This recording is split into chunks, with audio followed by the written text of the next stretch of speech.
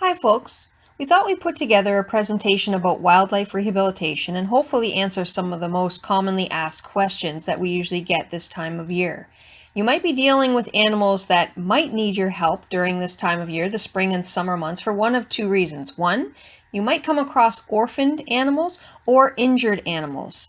Babies that have fallen out of the nest or birds that have struck a window. Any number of issues might have taken place, and you might find yourself with an animal who, like I said, you might think needs your help, and it's difficult to determine that. Now, this time of year, there aren't that many resources available since so many facilities are closed right now that would normally be there to help guide you.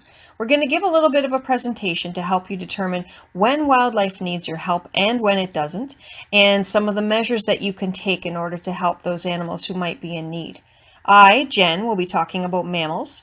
Jessica is going to talk about herps, which includes reptiles and amphibians and turtles. And Derek is going to be talking about birds. So we'll go through some of the most important things you need to know, the care you might need to give, and most importantly, who you need to contact. Need to know. We're going to break this down into three very simple points: temperature, time, and contact, kind of designed to help you with the short-term care that animals might require. Now, I say short-term again because we shouldn't be keeping animals in our care, and I'll explain that a little bit more in a moment. But first, let's start with temperature. You want to keep animals warm, especially baby animals. So in order to do that, we usually will keep them on a heating pad if you have one. And if you do have a heating pad, keep it on its lowest setting. Keep the animal in a box, package it safely. If it's a box, tape it shut. Be aware that animals are incredible escape artists, so make that box more secure than you think it needs to be, but make sure that the animal can breathe. So put that box on the heating pad, and I usually keep it half on and half off the heating pad. So hopefully if the animal can move around, it can kind of thermoregulate, move to the corner off the heating pad if it's a little too hot, or move on to the heating pad if it really wants to warm up. So this is really important because baby animals would usually be relying on the warmth and comfort of their nest or the body heat of their parent. So this is very important to regulate their temperature. Now, I want to make sure that they're not too hot. So once again, we do that by making sure they can kind of get off the heating pad if they need to. We're not applying too much heat with that low setting and half on, half off. And one thing I like to keep in mind is make sure that the animal is not in the sun. Sometimes we'll kind of put them in a container outside while we make our call, or sometimes we'll make the call before we even know if the animal needs help, which is a great idea. But if the animal's not able to move, and it's in the hot sun, you really should move that animal right away. We want to keep them at a comfortable temperature while we figure out if they need help. Now, time. I say as soon as possible, and I'm referring to contacting the rehabilitator. Contact the wildlife rehabilitator as soon as possible. Do not keep the animal in your care. Sometimes people don't report that they have an animal or ask for help until they've had the animal for a day or two or even up to a week. Now, sometimes we can take care of the animal ourselves. Sometimes we Google things and ask around, but we really should be contacting the rehabilitator as soon as possible. They're the ones who have the knowledge and experience and can give us the information and determine what care that animal needs for its survival.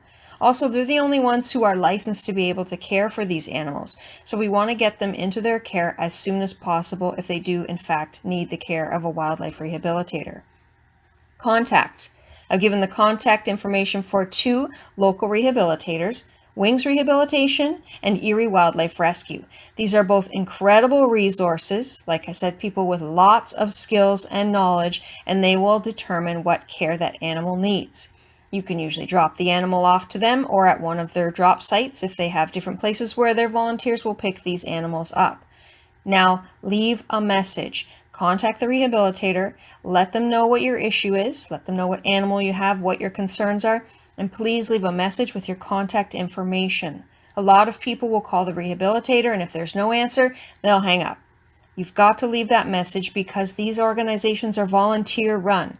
The same people who care for the animals are the people who answer the phone. So they might just need a moment to check their messages. They might get back to you in 15 minutes. They might get back to you in an hour or two if they're very busy, but they will get back to you. They want to help these animals, and we're really lucky to have these resources. Other people in different cities often don't have a wildlife rehabilitator. So we're really lucky that we have them and people who give their time in order to help animals in need. I have a little banner at the bottom of each slide, call Rehabber, leave a message, kind of shouting at you. Now, it's going to be there for a few slides as a reminder to please call that rehabilitator right away. Please leave a message so that they can get back and help with your question and that animal in need.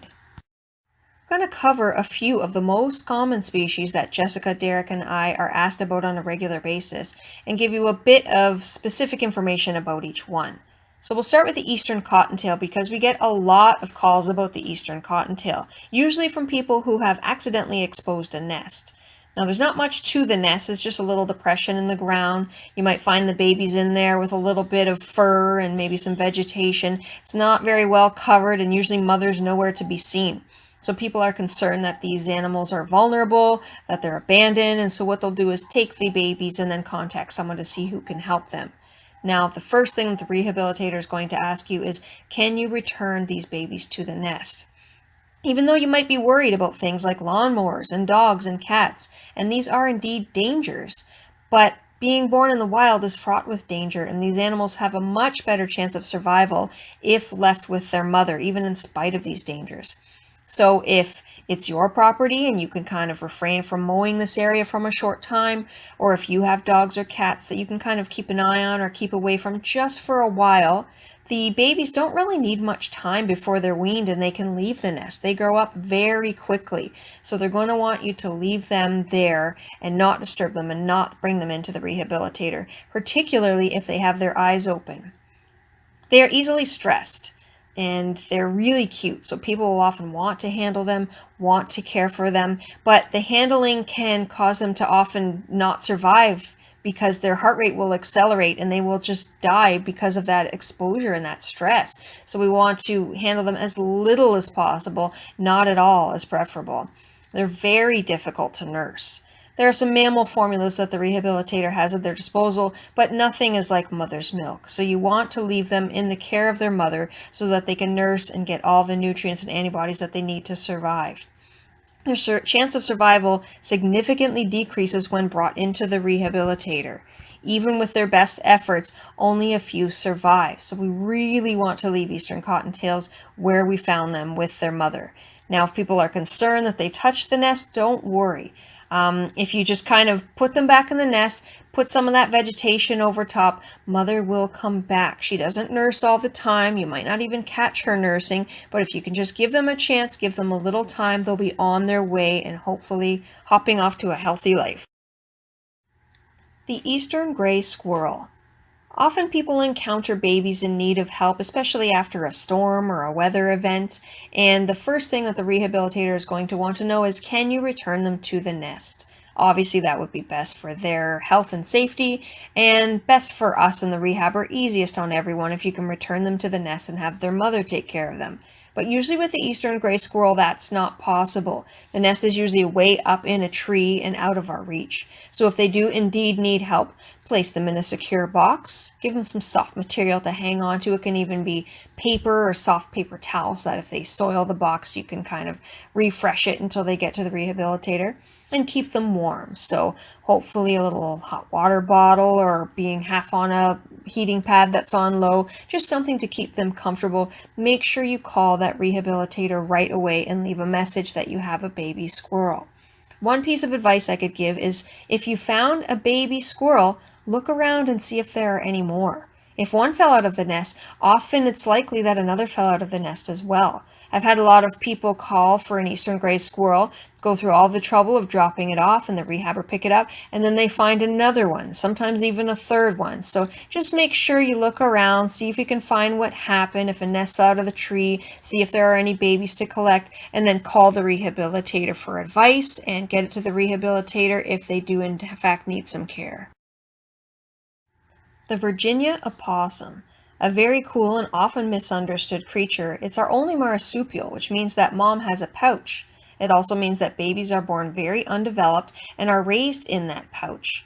So just like any mammal care, the same applies to the opossum. Keep them in a secure box, keep them warm, contact the rehabilitator as soon as possible, and leave a message.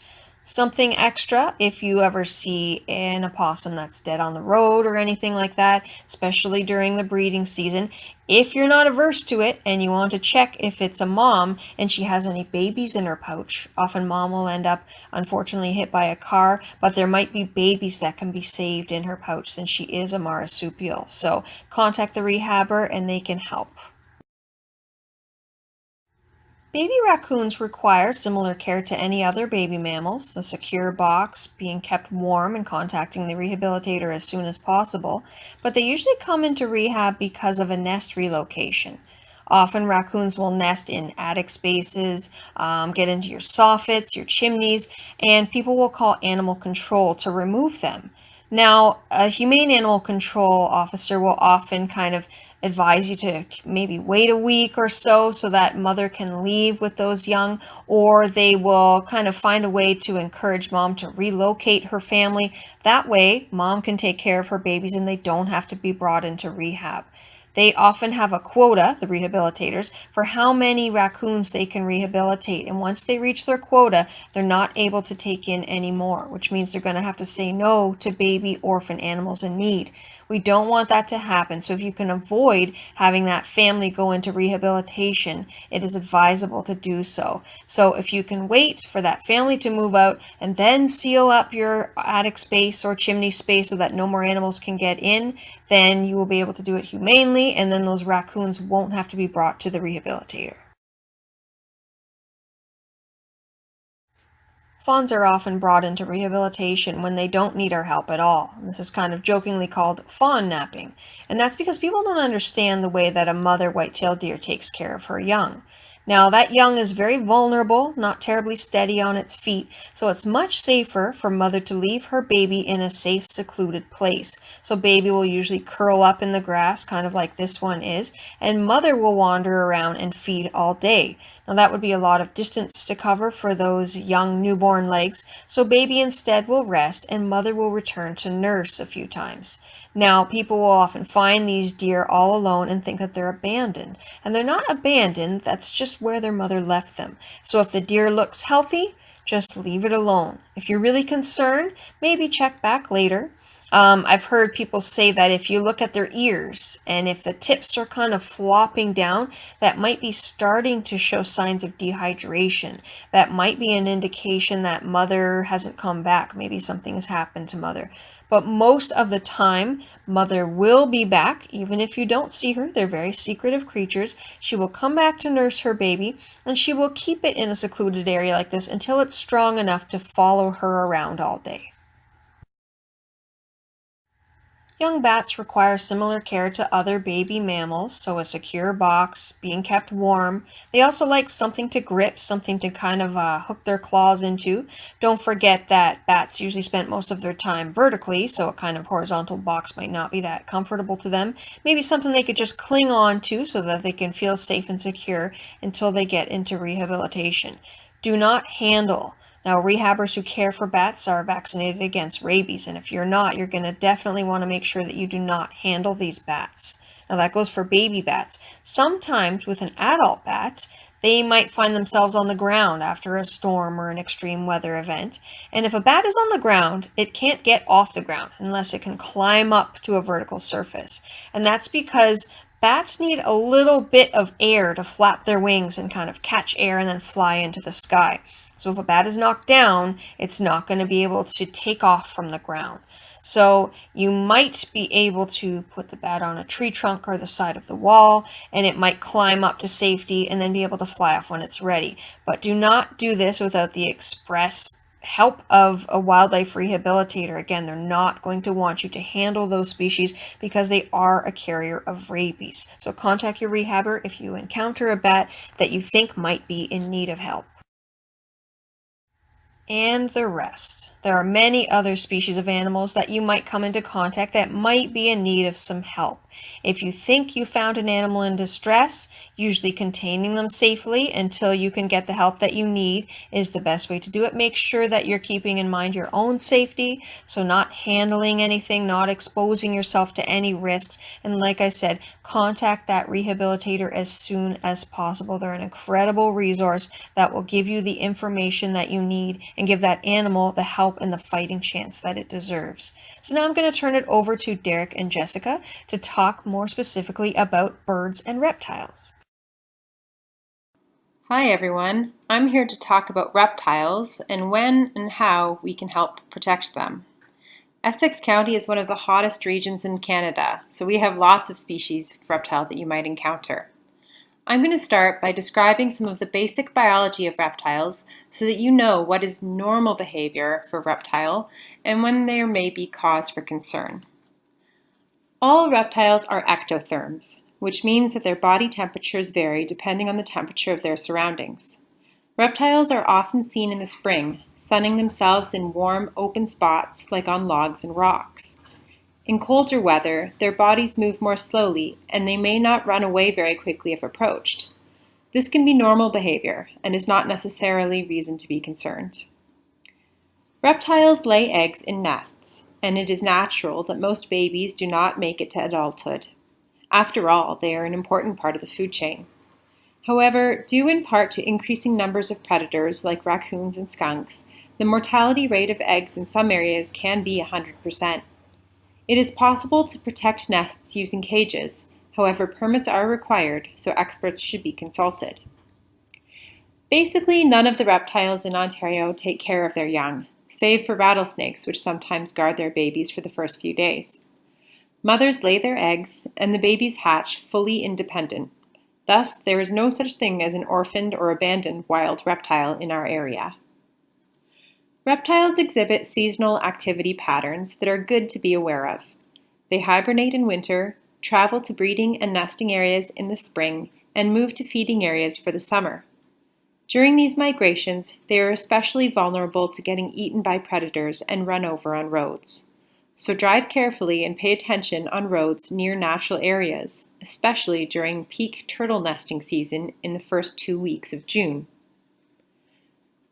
Reptiles often have high site fidelity, which means that they have a sense of home and tend to return to the same places year after year to hibernate or lay their eggs. If you need to bring a reptile to a rehabber, make sure you take note of the location where it was found so it can be returned to the same place when it's ready to be released. Finally, 75% of Ontario's reptiles are listed as nationally or provincially at risk of extinction. In our area, this includes the painted turtle, snapping turtle, Blanding's turtle, musk turtle, map turtle, spiny soft-shelled turtle, Butler's garter snake, fox snake, queen's snake, the Massasauga rattlesnake, and the five-lined skink down on Point Pelee. We should be doing all we can to help these species, including reducing some of the threats that may lead them to needing rehabilitation in the first place. The majority of reptile admissions to rehabilitation centres in Ontario are due to encounters with vehicles. Therefore, helping snakes and turtles cross the road is an important way to save a lot of individuals. We must remember, however, that roads are dangerous for people too, so we only suggest helping reptiles across roads when it is absolutely safe for you to do so. Another major threat to reptiles is the spread of invasive species and diseases. Therefore, it is important to clean hands and gear before moving between natural areas and to not handle reptiles or amphibians unless there is good reason to do so. When to help. Look for one or more of these signs that a reptile might be sick, injured, or otherwise in need of help. 1. There are obvious wounds or blood on the body, or a turtle has a crack in its shell. 2. One or more of its legs or head look like they're pointing in the wrong direction. 3. The animal is tangled in litter like string, fishing line, or a plastic pop can holder. 4. The animal has an object like a fishing lure or thorn embedded in its body. 5. It has accidentally been dug up or uncovered during the winter when it is too cold for them to return to hibernating safely. 6. It has been in the same spot for several hours and does not move away when approached, even though it's not cold out. 7. It is in immediate danger, such as being hit on a road. Snakes are one of those animals that, unfortunately, don't seem to get a lot of love. Many people are scared of snakes and have misconceptions about them being aggressive and dangerous. In fact, the only venomous snake in Ontario is the Massasauga rattlesnake, and the chances of coming across one in our region is essentially zero. Pretty much all of the cases where people think they found a rattlesnake here turn out to be the eastern fox snake, which also vibrates its tail when threatened, but is much thinner for its length and has a narrower head. I recommend studying lots of photos and visiting the Ojibwe Nature Center when it opens up to compare these species in real life. If you have snakes on your property, consider yourself lucky. This is a sign that you live in a healthy ecosystem and you get free rodent control. If you're still uncomfortable with snakes on your property, you can gently shoo them away with a broom or a light spray from a hose. Never use poisons, as these can have negative effects that trickle throughout the food web. Snakes are sometimes attracted to roads because roads warm up quickly in the sun and the snakes can use them to warm up too. If you find a snake on a road and it is safe to do so, you can encourage the snake to move along by walking close to it or gently touching it with your shoe or a stick. If you find a snake that has been sick or injured, it may require rehabilitation. If the snake is small enough, the best way to contain it is the spider technique. Put a cup or pail over the snake and slide a piece of paper or cardboard underneath, then flip the container right side up. If you need to use your hands, gently scoop it up and use both hands to support the length of its body. Never pick up a snake or any animal up just by its tail, as this can hurt the animal. Secure the lid to the container and call a rehabber. Turtles often encounter roads while migrating and to lay their eggs on the gravelly shoulders of roadsides, which puts females at increased risk of being hit by vehicles. Turtles can live for a long time, and females should lay eggs for decades to produce the next generation of turtles. If a female is killed, it is not only her life that is lost, but also all of the eggs and future eggs she would have produced.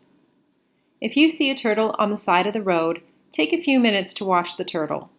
If it starts scratching at the ground with its back legs, it may be a female trying to nest.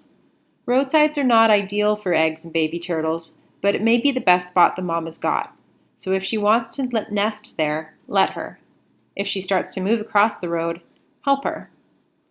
You can help a turtle cross the road by escorting it or carrying it in the direction it was traveling. Assume that the turtle knows where it wants to go, unless the habitat where it's headed was recently destroyed.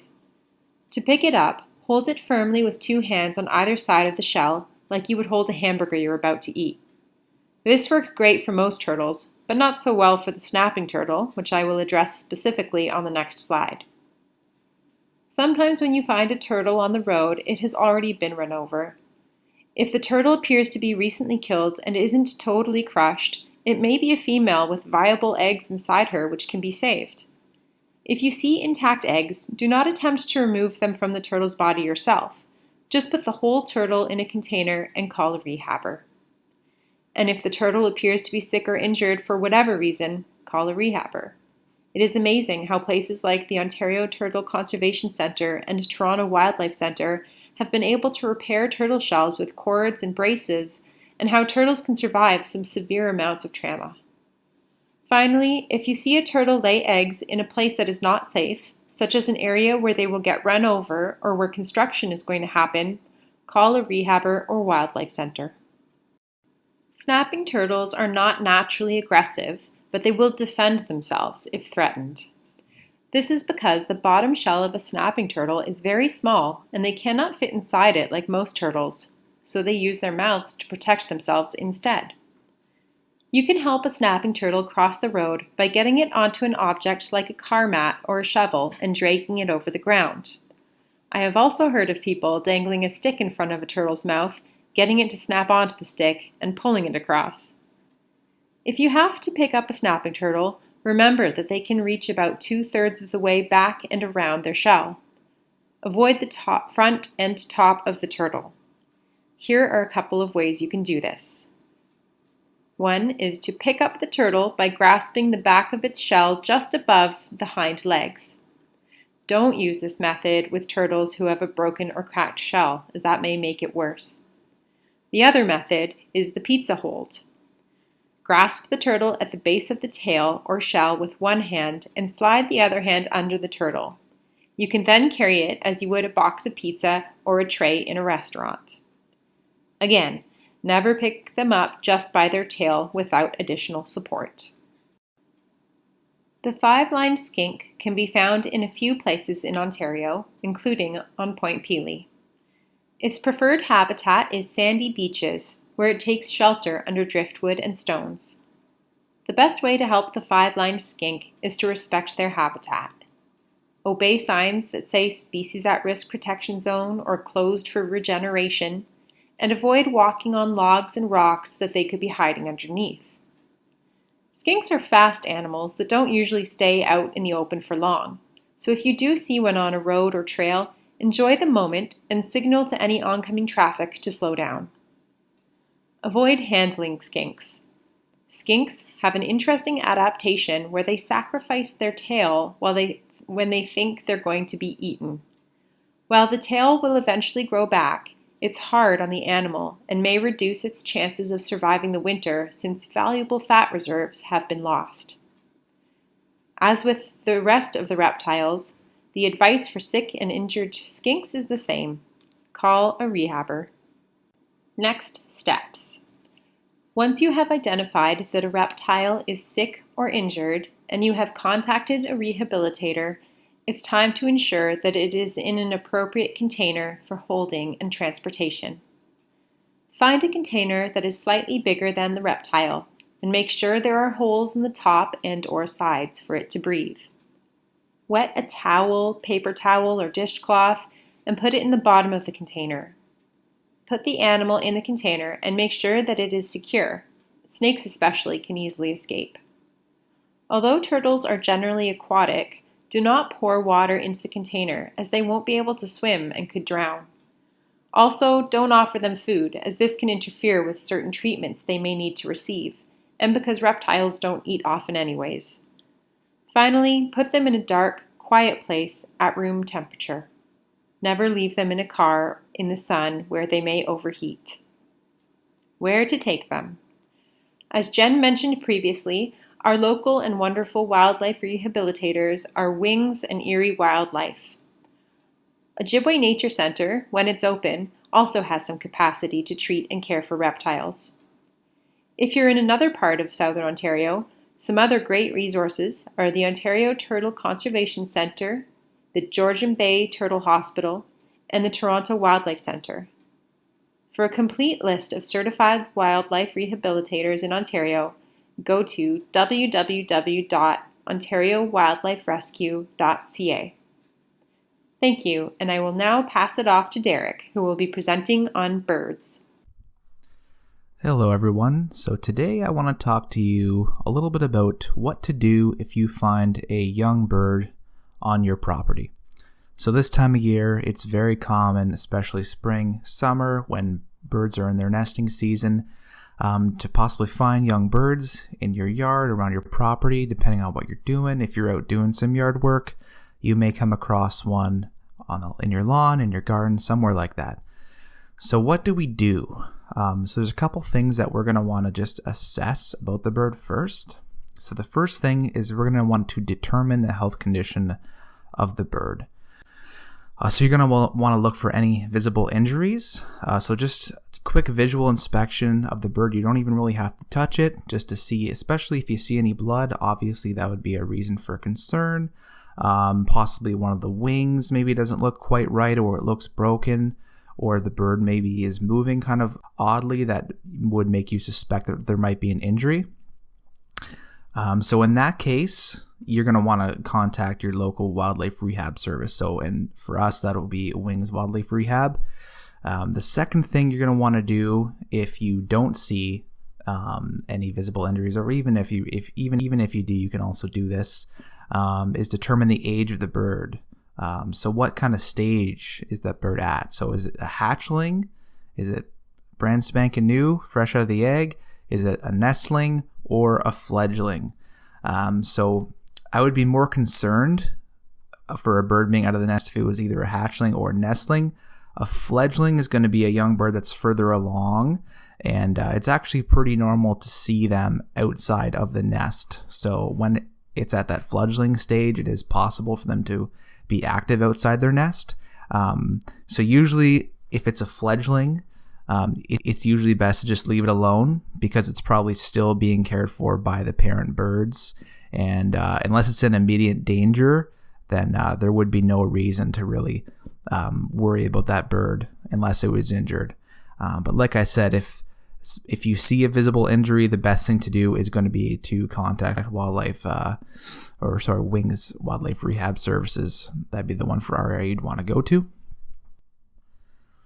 So if you determine the bird to be a hatchling or nestling, you can actually return that bird to the nest. If you can locate the nest that it came from in your yard, you can actually do that. I know a lot of people will tell you can't. That's false. You can. Some people will tell you that, oh, well, the parent bird will no longer take care of that because it's going to smell your scent on it. They don't really pay attention to that kind of thing, so that's something you don't have to worry about. So really a concern, you can go ahead and return that hatchling or nestling to the nest without any worry. The parent bird will still take care of it. So that's something you can do. So now I just want to talk to you a little bit about how to identify what stage a young bird is at. So there are going to be three that we're looking at. We're going to be looking at hatchlings, nestlings, and fledglings. So here's just a quick little overview of how to identify them. So a hatchling is going to be a bird that's basically just right out of the egg. It's going to be about 0 to 3 days old.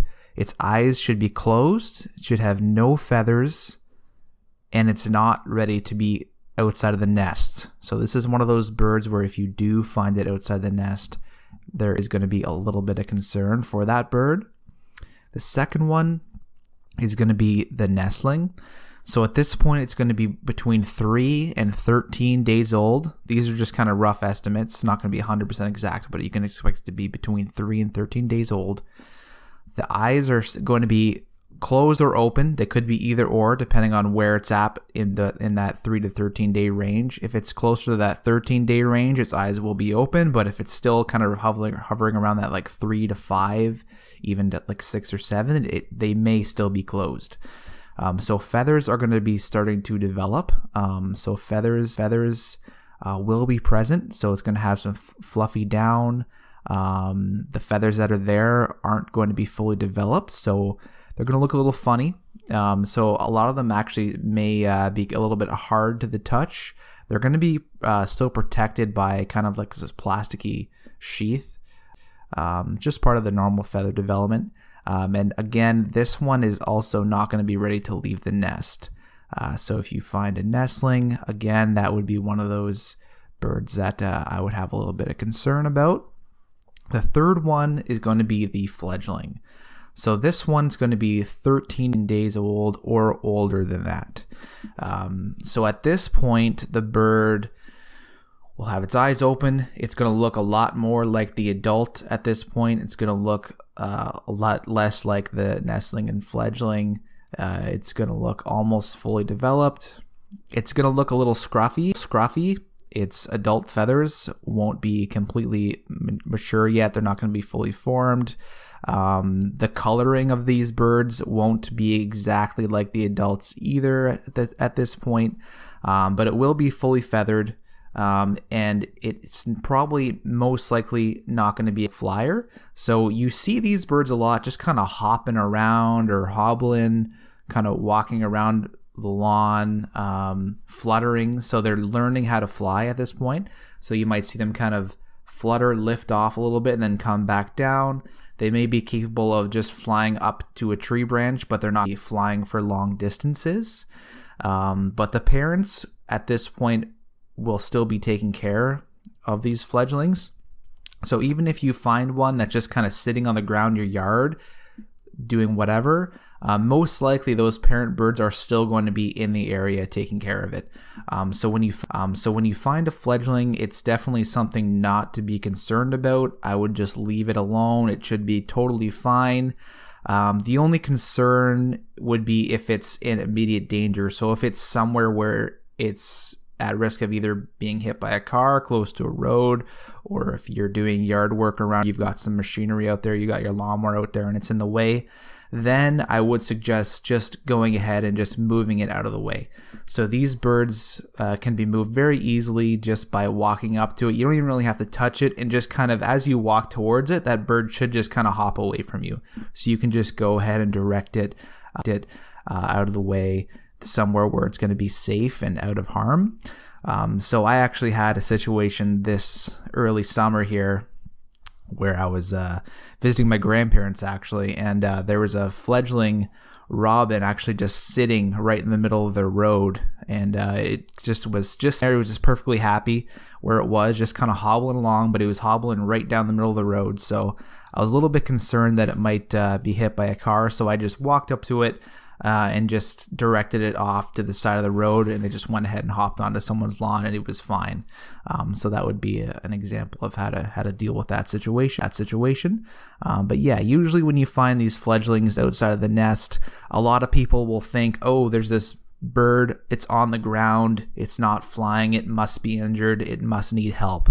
That's not the case. These birds are still being taken care of by the parents. There's really no concern. So just leave it alone. And like I said, if it's for some reason in harm's way, then you can go ahead and just direct it away somewhere where it's going to be safe. But that's usually the mistake most people make, is most people actually collect these birds and bring them to a wildlife rehab center when that's really not needed at all. They're perfect. So let's talk about proper care of a young bird. So if for some reason you find a young bird on the ground somewhere on your property, in your yard, that you're concerned about, so if it's a nestling or a hatchling and it's injured, or you can't locate the nest to put it back in the nest, and you feel like you need to get it to a wildlife rehab service, depending on where you're located, how quickly that a service can get to you. I know currently, right now, we're in the midst of a pandemic, so going somewhere and dropping it off at a drop-off location isn't always possible under current circumstances. So sometimes you will either have to take it yourself to that rehab center, or you'll have to wait for one of their drivers to come to you. And depending on how busy they are with other animals and birds, it might be a little while. So we're going to just see what we need to do to just properly temporarily care for a young bird before it can be taken into the right hands. So the first thing, if you need to handle the bird, always recommend wearing gloves, just in case you don't know what kind of possible diseases the bird may have.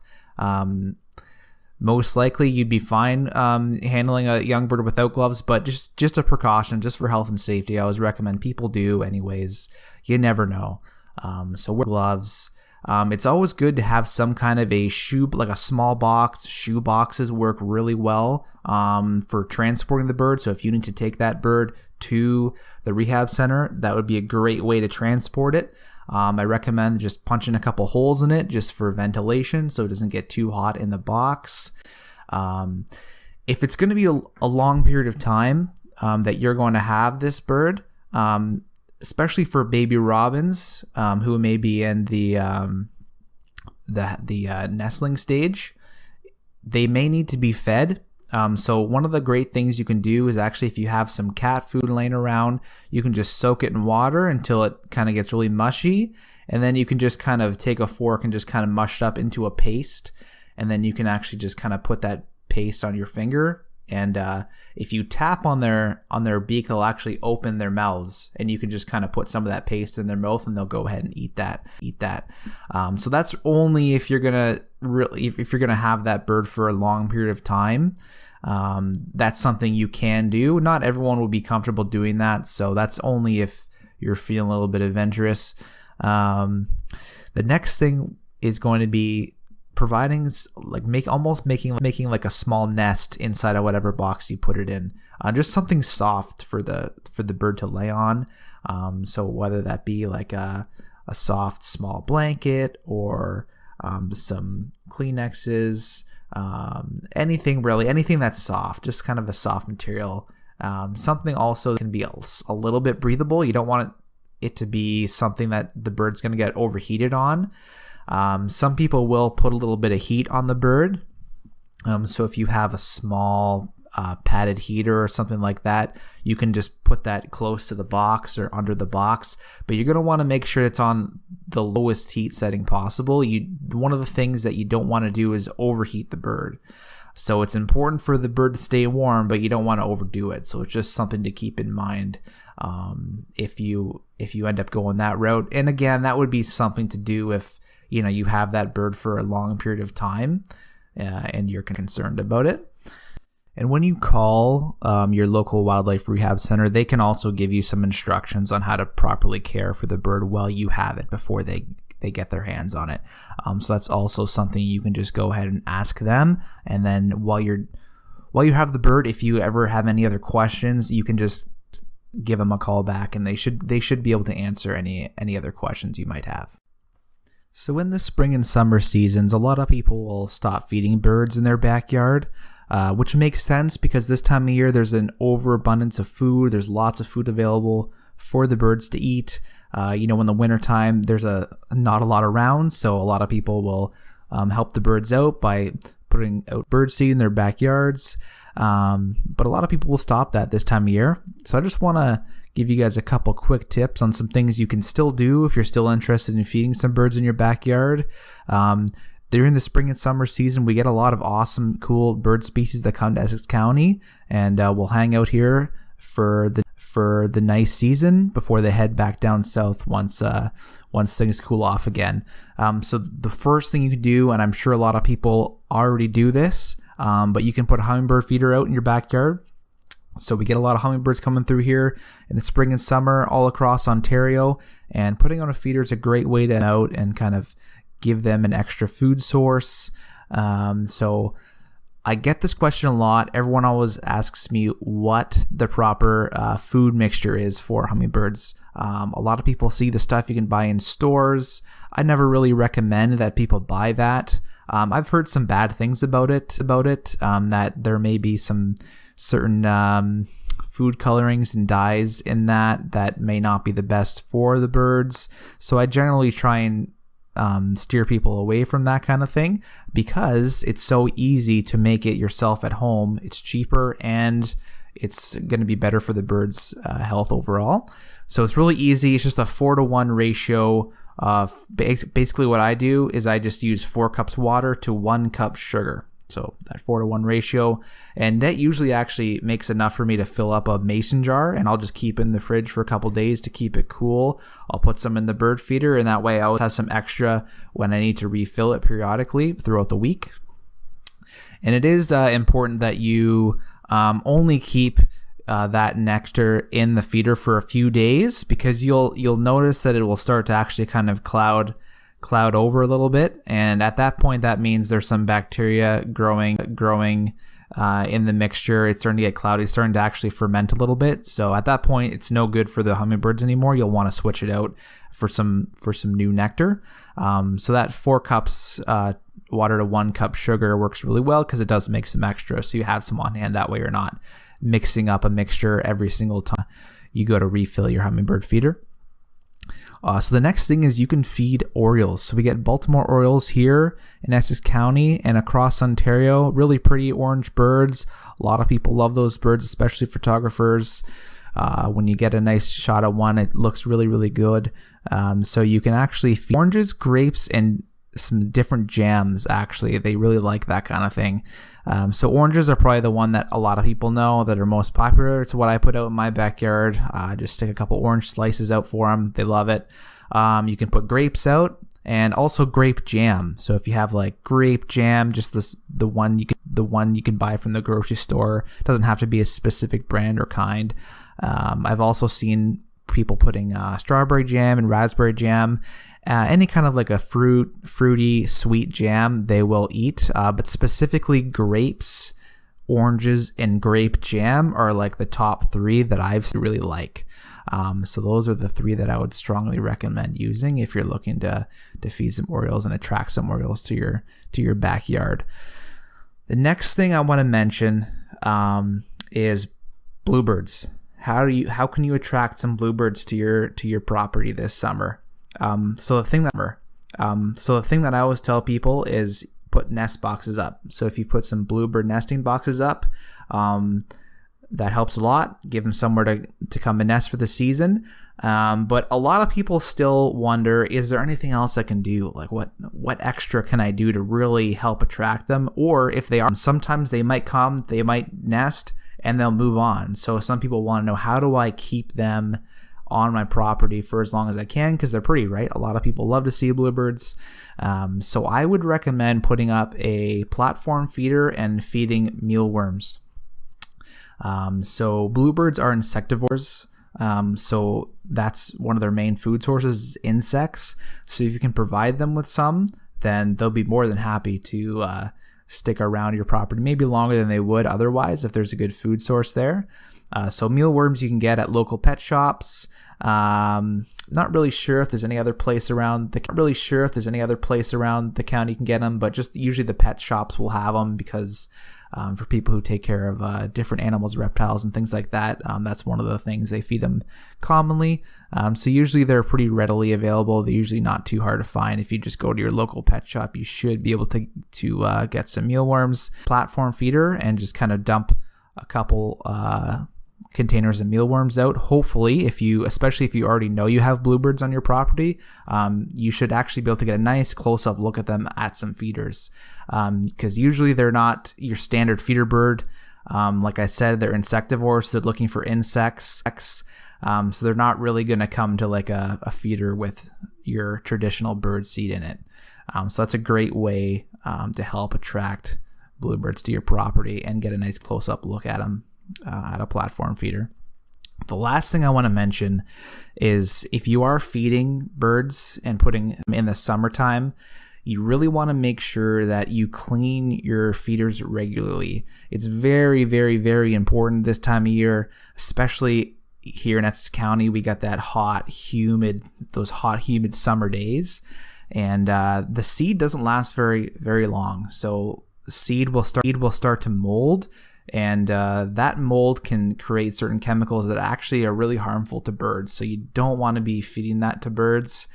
So it's always important just to make sure if the birds aren't eating the seed fast enough or whatever you're putting out for it, whether it be the oranges, grapes, jams, the hummingbird feeders, the hummingbird mixture in the feeders, if they're not going through it quick enough to change it out and keep it fresh.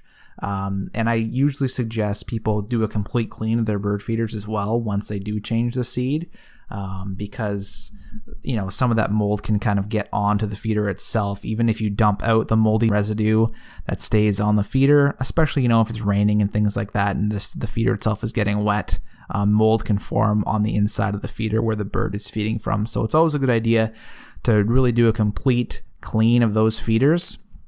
So just wash it with some hot soapy water. Some people may spray the feeders down with a light bleach solution just to kind of really kill any possible bacteria that may be there, and just kind of make sure it dries off completely, wipe it down, and then put it back out. A great way to actually to clean your hummingbird feeders is using a toothbrush. A lot of people find it difficult to kind of get inside of their feeder just because sometimes, depending on which kind of design you have, it can be a little bit hard to actually reach your hand in with a sponge to clean inside. Especially if you've had it out all summer, sometimes you'll notice some like blots and mold forming on the inside of the glass of the feeder after a while. Even if you're changing the mixture a lot, that can start to happen just because of the heat. So it's always a good idea to get really try and get in there and kind of wipe things down. So a toothbrush can be a really good tool to use for that situation. It also kind of helps go around some of the bee guards and stuff on the outside of hummingbird feeders and kind of get in the little nooks and crannies of the feeder. So a toothbrush is something I always recommend people kind of keep on hand just for cleaning some of your bird feeders. It can really be a big help and kind of make the process go a lot quicker and a lot less frustrating. Okay, so how can we keep squirrels off our bird feeders? So this is an issue that a lot of people have, and I get this question all the time. People ask me, oh man, I'm having so much trouble with my bird feeders in my backyard. I want to feed the birds, but the squirrels get to the seed way before the birds can. They just empty it out in like an hour and all my seed is gone. So this is a common issue. And it is a little bit of a tough one, especially depending on your property, your yard that you're feeding the birds and its arrangement. It can be a little bit challenging, but I'm just going to tell you guys some of the ways that I kind of help with this problem. And for me, it's actually worked really good. I don't really have a problem with squirrels at my bird feeders after doing just a couple simple things. So the first thing is you want to get some good squirrel-proof feeders. So there's a lot of different designs out there that you can find. I've tried a couple different kinds myself, but the specific brand that I find works best is called Squirrel Buster. So that's the name of the brand, Squirrel Buster feeders. And they're really, really good. They actually have like a scale, like a spring on the inside of the feeder. And if anything heavier than a bird sits down or puts weight on any of the outside portion of the feeder, the whole outside actually pulls directly downwards and closes the feeding troughs. That way the seed is then protected from squirrels or any other raccoons, any other animals that may want to get that seed. So they work great. They also have a really good warranty, which is a bonus on top of that. So those are the feeders that I would recommend, Squirrel Buster, squirrel-proof bird feeders. Second thing is the feeder placement. You're going to want to place your bird feeders somewhere where the squirrels cannot easily jump from one, like a tree or a structure, to the feeder. This is one of the ways that squirrels access feeders the most, especially if your feeder is hanging on a shepherd's hook or kind of like a freestanding object. I see a lot of people who put their bird feeders on a shepherd's hook right by a tree or hang it right on the tree, or right next to a shed or their house. This makes it really easy. Squirrels, as everybody knows, are great climbers, so they'll just climb up the tree, and they're pretty acrobatic, so they can jump from a tree right onto a bird feeder, no problem, and then they'll hop down once they've got all their food. So that's really important. I like to place my bird feeders kind of out in more of an open area that's far enough away from structures that a squirrel is not going to climb on top of something and then jump onto my bird feeder. So I actually just have mine hanging on some shepherd hooks. Now, the one problem that I actually personally was having was the squirrels still will just be able to climb up your shepherd's hook depending on what kind it is. Some of them actually have a really slick surface. Some of them are textured. Specifically, the textured ones are a little bit of an issue because there's enough grip for them to actually climb right up the hook. Even some of the ones that have less texture, they can sometimes still climb up it. So sometimes you just have to get a little bit creative. And actually, this is something that my grandfather did. He actually took some tractor grease, which is like a really thick grease you can get at any hardware store, and coated his shepherd's hook in grease. And then the next time the squirrels went to climb up it, their hands and their feet were completely covered in this grease. And once you get that stuff on you, it's extremely difficult to get off. So the squirrels absolutely hated that.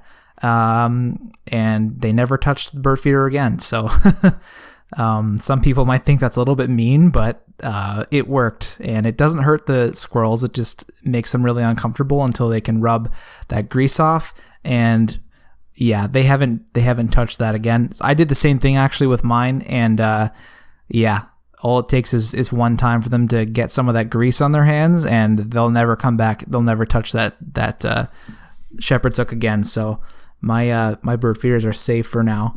Another thing you can do that I've seen some people do is add baffles to your feeders. So baffles are almost like a kind of just a big plastic shield. Almost, some people use them to protect their feeders from the rain. You can kind of put it on top of the feeder, and it'll protect it from when it rains. But you can put these on, like, attach it to your shepherd's hook or anywhere kind of around your feeder to make it difficult for the squirrels to either climb from below or climb down from on top of the feeders. So there's lots of different creative ways, if you look it up online, that people have it positioned on their feeders to help protect the feeders from squirrels. It just makes a nice barrier that it's hard for them to get around sometimes. I have seen squirrels that are smart enough to figure out ways to navigate around the baffles, but it's better than not having them there. It makes it a little bit harder for the squirrels to get at your feeders. So that can help a lot. So those are some of the things that I personally do. All these are just stuff that I've tried before that I have seen working. I know there's a lot of different creative ideas people have, a lot of different solutions people have tried.